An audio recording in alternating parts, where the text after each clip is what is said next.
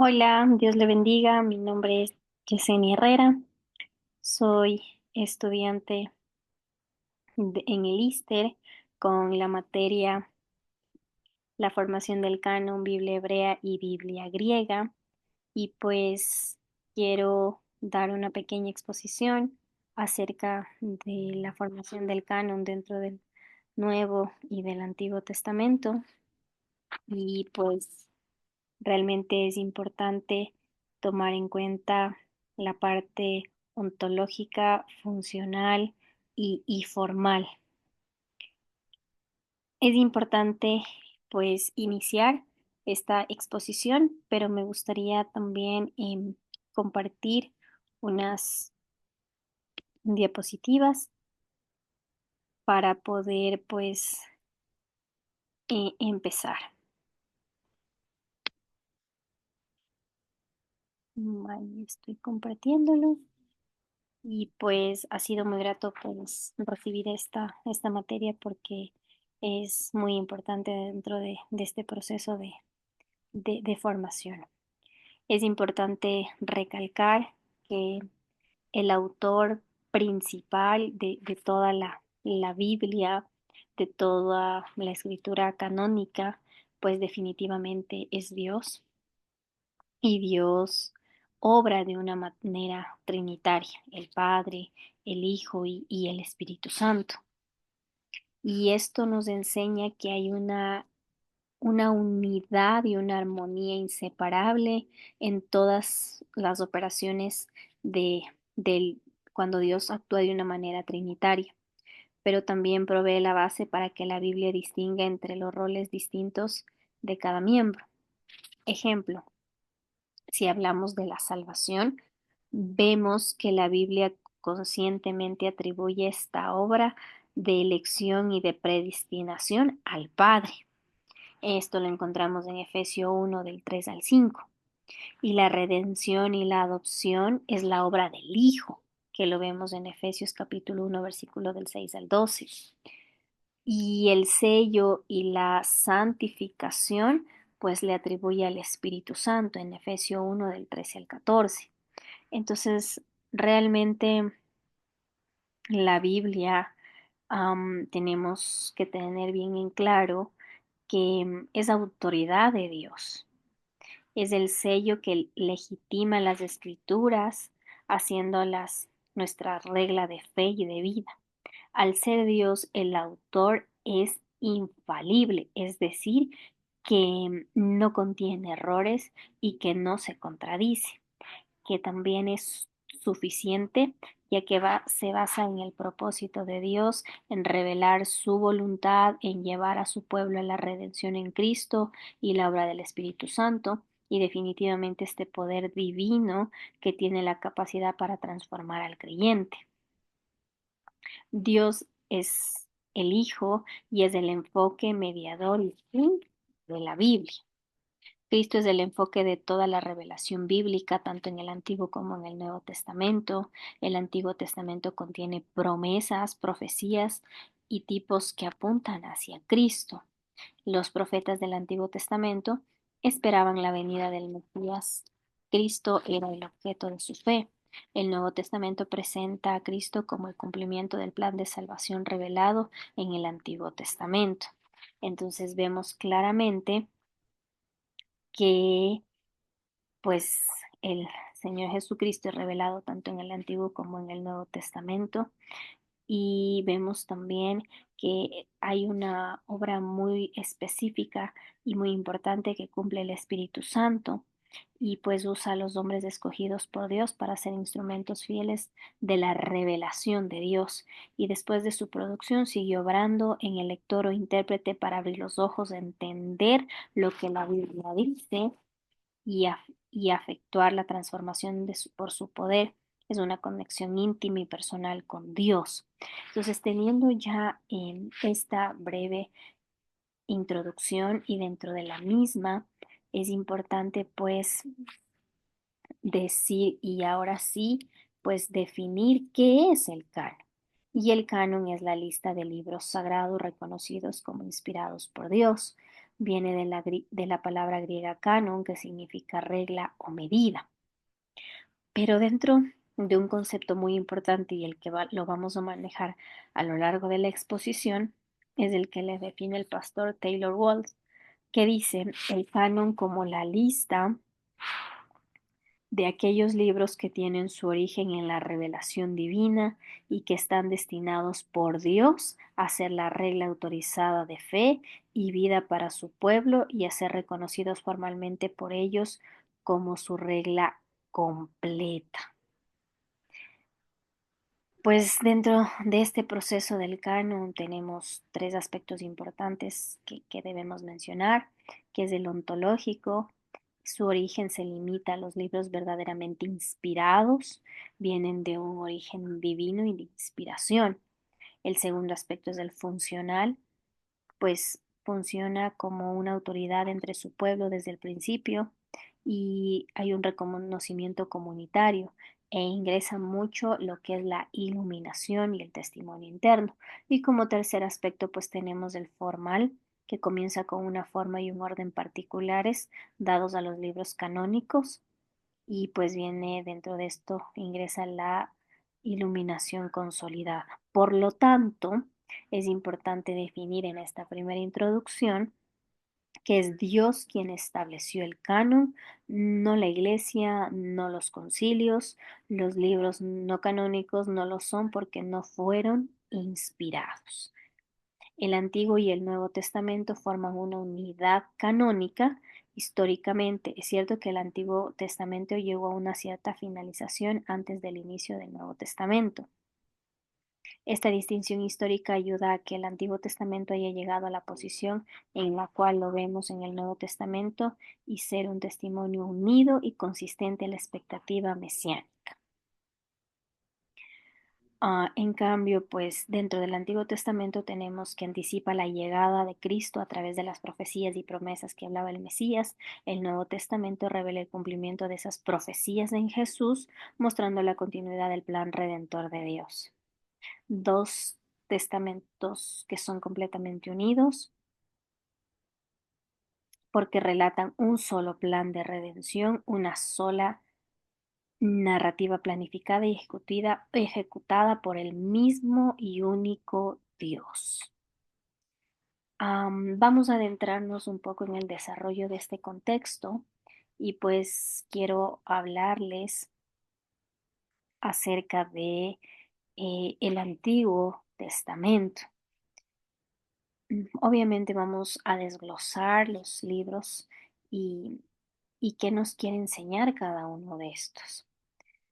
Dentro del Antiguo Testamento, pues tenemos a los 5 primeros libros que los denominan Pentateuco y son llamados Torá, que es la ley en el canon judío. ¿Cuáles son los libros que comprenden este Pentateuco? Es Génesis, Éxodo, Levítico, Números, Deuteronomio. La, la tradición judía, Cristo y los apóstoles suponen que Moisés fue el principal autor del Pentateuco, aunque aceptan adicciones post-mosaicas como en Deuteronomio capítulo 34. La tradición judía, Filón y Josefo, todos afirman que Moisés es el autor del Pentateuco.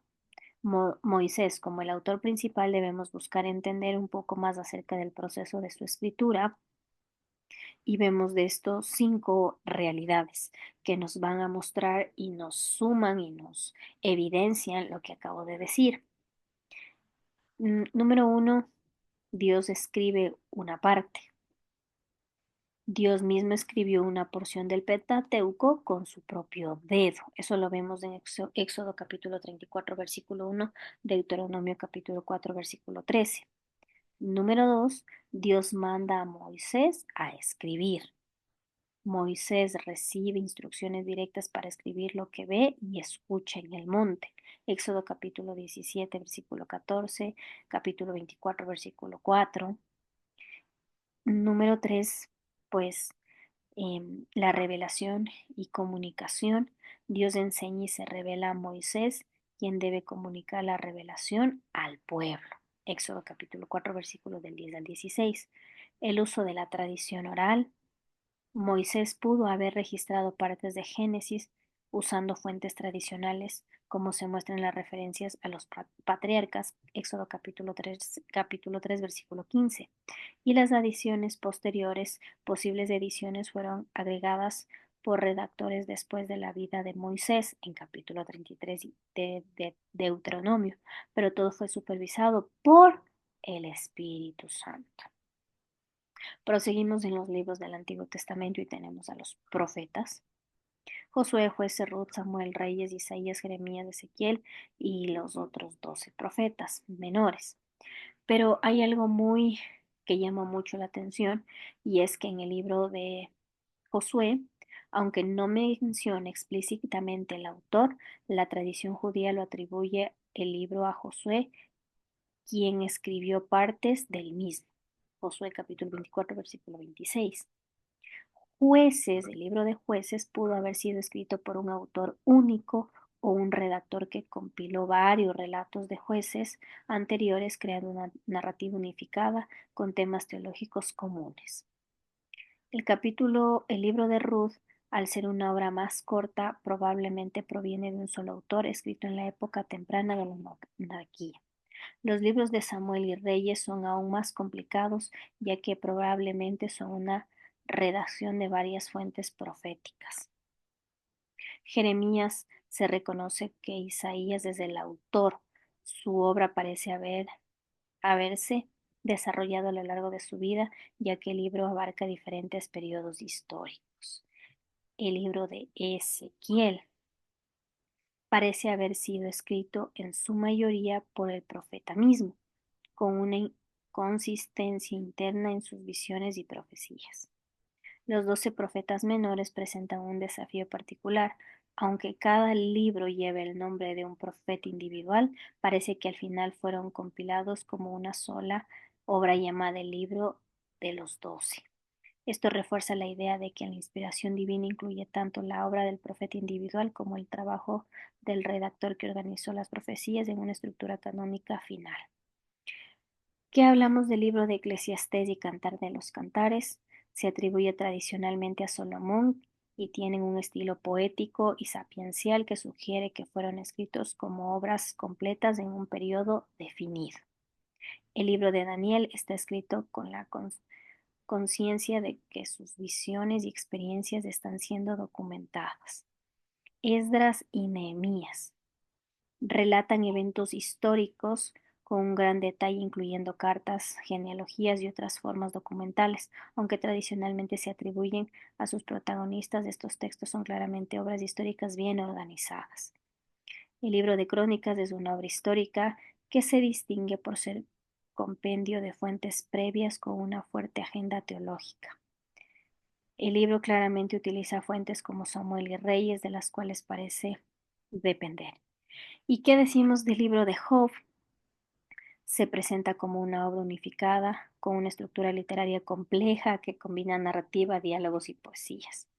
Salmos es una colección de himnos, poemas, oraciones, compuestas por varios autores a lo largo del siglo, aunque algunos salmos son atribuidos a David, Moisés, el Salmo 90, y otros como Asaf, los hijos de Coré, Etán y Emán. Sin embargo, el libro final fue el resultado de un proceso de compilación. El libro de Proverbios es una compilación de varios autores y grupos de proverbios, aunque gran parte se atribuye a Salomón. El libro incluye varias secciones que parecen haber sido transcritas y recopiladas en diferentes épocas. Y si hablamos obviamente del Antiguo Testamento, en su gran mayoría fueron escritos en piedra, en arcilla, con esta escritura cuneiforme. El libro de Proverbios es una compilación de varios autores y grupos proverbios, aunque en gran parte atribuye a Salomón. Y pues también dentro de esto se habla de los textos apócrifos, textos escritos por autores judíos durante el periodo intertestamentario, siglo III antes de Cristo, siglo I después de Cristo. Incluyen historias, literatura sapiencial y profética, como Tobías, Judith 1 y 2, Macabeos, Sabiduría de Salomón, Eclesiástico, Baruch. Y todo esto es lo que podemos hablar del Antiguo Testamento, haciendo un análisis de quién lo escribió, en qué época, en qué narrativa, pero sobre todas las cosas también nos muestra cómo Dios va pues trayendo la revelación y la iluminación aún a escribas y a las personas que pues hasta el momento se puede conocer quiénes son los autores de esos libros. Y ahora adentrándonos a lo que es el Nuevo Testamento, pues es importante recalcar eh, el respeto a las escrituras como y porque es una autoridad divina. El Nuevo Testamento refleja un reconocimiento generalizado de que las escrituras del Antiguo Testamento tenían un origen divino. En pasajes como Segunda de Timoteo 3:16, toda la escritura es inspirada por Dios y es útil para redarguir, para corregir, pero es inspirada. Aún dentro del Antiguo Testamento podemos ver que la Biblia fue inspirada, mas no se diga en un Nuevo Testamento y en una nueva era en la que estamos, en la que la tecnología y todo pues ha avanzado. Otro, otro versículo es en segunda de Pedro 1, capítulo 10, desde el versículo 19 al 21, enfatiza que las escrituras no son de interpretación humana, sino de origen divino, lo que indica que los judíos y los cristianos compartían una visión común de la autoridad de estos textos. Citas directas de Jesús. Jesús mismo afirmó en Juan 10:35 que la escritura no puede ser quebrantada, que no se le puede añadir nada ni quitar nada. Y en Mateo 5, versículo 17 al 19 declara que ni una jota ni una tilde pasarán de la ley hasta que todo se cumpla. Entonces, qué importante es pues aprender acerca de esta formación de los libros de nuestra Biblia, de la que actualmente leemos, de la que actualmente creemos. Pues en el Nuevo Testamento pues se reconoció la autoridad funcional de la escritura. Jesús y los apóstoles no solo se consideraban las escrituras como divinamente inspiradas, sino que también la usaban como la base de su enseñanza y doctrina. Y pues la profecía y el cumplimiento en Jesús. Jesús es presentado con el cumplimiento de la profecía de Deuteronomio 18:15 que promete a un profeta como Moisés. Jesús no nos ha dejado nada por escrito, sin embargo, y él mismo se ha ido, por lo que tanto tenía que asegurarse de que su verdadero testimonio se transmitiera puro y sin mezcla a la humanidad. Para ello, pues Jesús escogió a los apóstoles. No solo prometió a los apóstoles que el Espíritu Santo vendría y les enseñaría cosas nuevas, sino que también se aseguraría de recordar y transferir fielmente la verdad del Evangelio. Cristo aquí los comisiona para ser sus representantes oficiales delante de la iglesia y el mundo. Juan capítulo 16, versículo 13 al 14. Jesús promete a los apóstoles una revelación adicional a través del Espíritu Santo. La autoridad de los apóstoles es igual a la de Cristo, porque Cristo mismo estaba hablando a través de ellos. Cristo mismo tenía la expectativa de que sus apóstoles comunicaran la verdad a su pueblo y fundaran la iglesia y escribieran la escritura del Nuevo Testamento, como dijo Pablo. Así que, hermanos, manteneos firmes y estad firmes en las tradiciones que os he enseñado, ya sea por nuestra palabra hablada o por nuestra carta. En 2 de Tesalonicenses 2:15. Pablo exhorta a la iglesia a mantenerse firme en la tradición que él enseñó, tanto oralmente como por escrito. Ahora vamos a detallar un poco acerca de, de estos libros y qué se sabe acerca de ellos. No hay mucha evidencia interna sobre los autores o la metodología de la composición de los evangelios de Marcos y Mateo. La tradición patrística sugiere que Marcos escribió su evangelio basándose en el testimonio de Pedro. Sin embargo, el final Marcos 16 del 9 al 20 podría haber sido añadida por una escriba. Según la teoría sinóptica, Mateo parece haber usado el evangelio de Marcos en más de la mitad de su libro, además de otras fuentes y tradiciones orales. Juan afirma ser testimonio ocular, como se indica en Juan 19:35 y 21:24 al 25. El autor se refiere a sí mismo como el discípulo de Cristo que amaba, identificándolo al final como el autor del libro. Al escribir Lucas y Hechos, Lucas se basó en fuentes descritas, testimonios orales, su propia investigación y sus experiencias personales junto al apóstol Pablo. La epístola del Nuevo Testamento muestra unidad, pero también diversidad en su autoría y métodos de escritura. Pablo es el autor principal de las epístolas, algunas de las cuales parecen tener coautores o amanuenses, o también llamados escribas. En hebreo, en el libro de Hebreos hay varias teorías sobre su autoría, incluyendo que fue escrito por Pablo, por Lucas, o que fue predicado por Pablo y escrito traducido por Lucas. Santiago, Judas, Primera de Juan, Segunda y Tercera, pues estas cartas parecen haber sido escritas por una sola mano, sin amanuenses, sin escribas. La carta de Pedro. Pedro menciona a Silvano, quien pudo haber sido el amanuense y mensajero de la carta, lo que podía explicar las diferencias del estilo entre primera y segunda de Pedro. Las cartas circulares Efesios y Primera de Pedro parecen haber sido escritas por múltiples iglesias de Efesios, cuya dedicatoria había en algunos manuscritos. Pudo haber sido una carta circular posiblemente destinada también a Laodicea. Gálatas también se escribió para iglesias en una región amplia. El libro de Apocalipsis es un libro que incluye elementos de epístola y profecía, aunque Juan es el autor, actúa como amanuense descrito, quien dicta mensajes específicos a 7 iglesias. Hemos desarrollado un poco acerca del Antiguo, del Nuevo Testamento.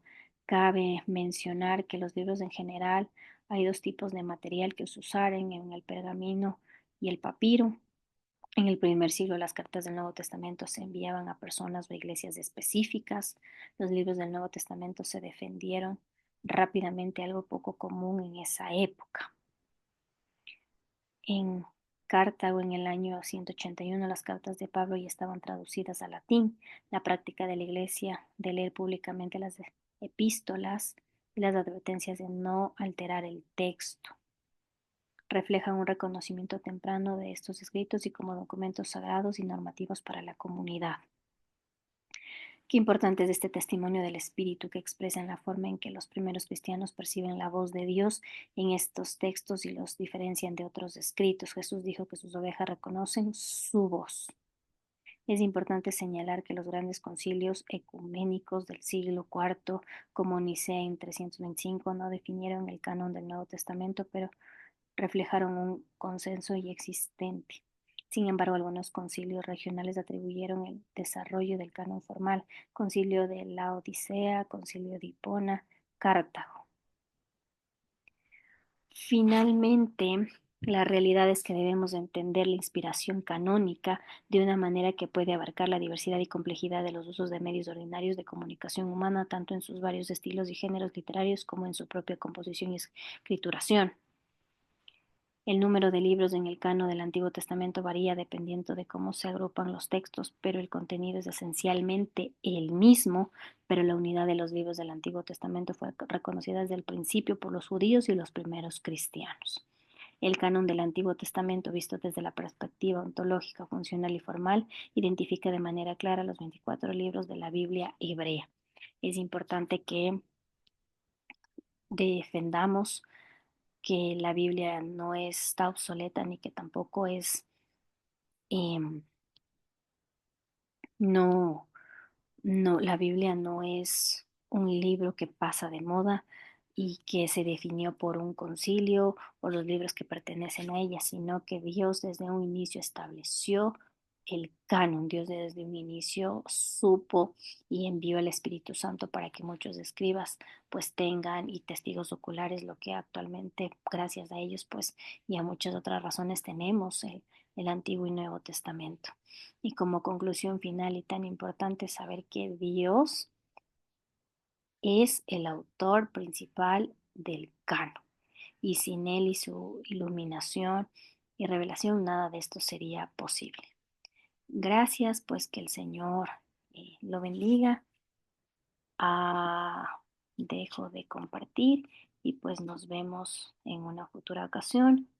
Hasta pronto. Bendiciones.